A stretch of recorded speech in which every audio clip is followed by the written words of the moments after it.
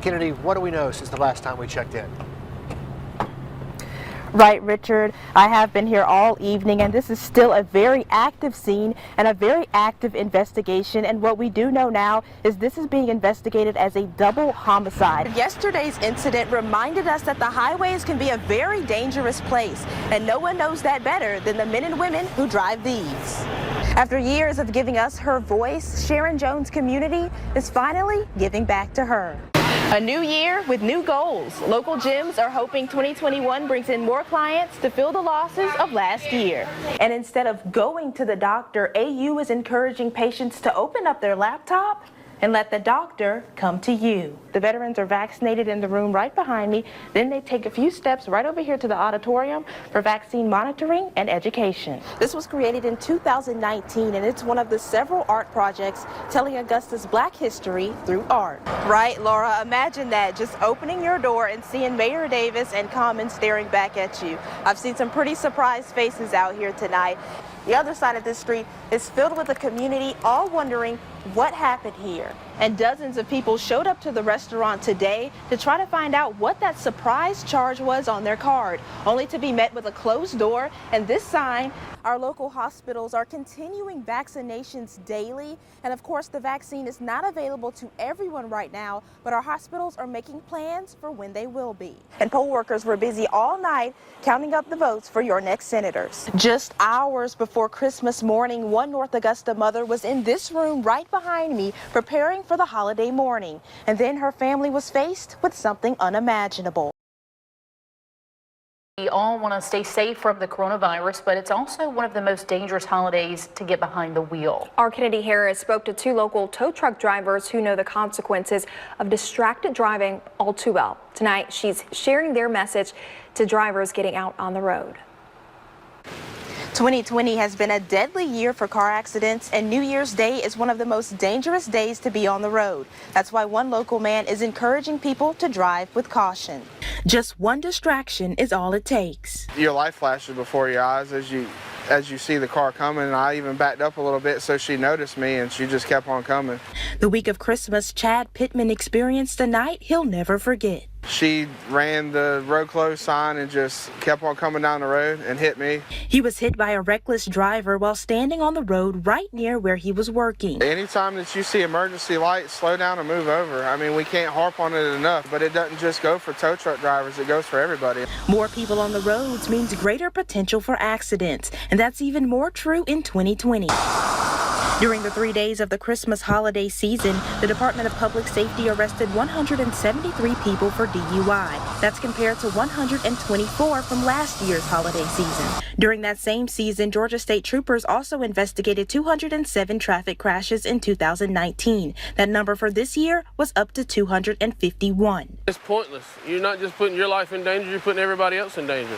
Justin Watkins has been a tow truck driver for more than 10 years. Earlier this year, he lost his friend Jason Willis in a hit-and-run accident. Now he's urging drivers to use caution not only when you see tow trucks, but anytime you're on the road.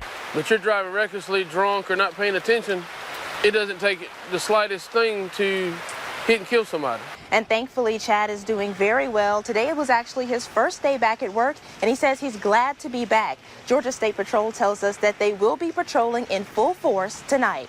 Reporting in Augusta, Kennedy Harris, on your side. You've seen businesses and organizations stepping up to help feed families this Thanksgiving, but one woman in Augusta is serving up free meals out of her own home. As Kennedy Harris shows us, it's part of a larger mission to serve others. In a time when people need it most. Come on over. One local woman and her team of 5 volunteers steps in to give a hand, or in this case, a plate.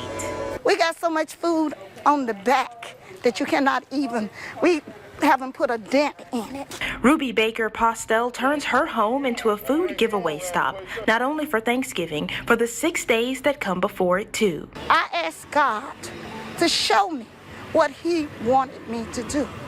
And He gave me this vision of 7 days to serve dinner. 7 days of free meals served out of her garage to anyone who wants a plate. We took the garage and made it into our kitchen. And when I mentioned it to people, they said, "Don't you think that's a little rough?" No. She says the months of preparation are worth it. I start shopping in September. I start cooking in October. She does it all in remembrance of her daughter. Renee Rachelle Baker passed away in 2015. Her mother says she always had a passion for giving. Everybody you can talk to in Augusta, Georgia that knows my child, don't know me, but they know Renee Baker. She reached out to people. She called people to let them know that they love. So now, Ruby gives every year in her honor. We appreciate you, what you are doing this year. You do a great job this year. Thank you so much. Kennedy Harris, on your side.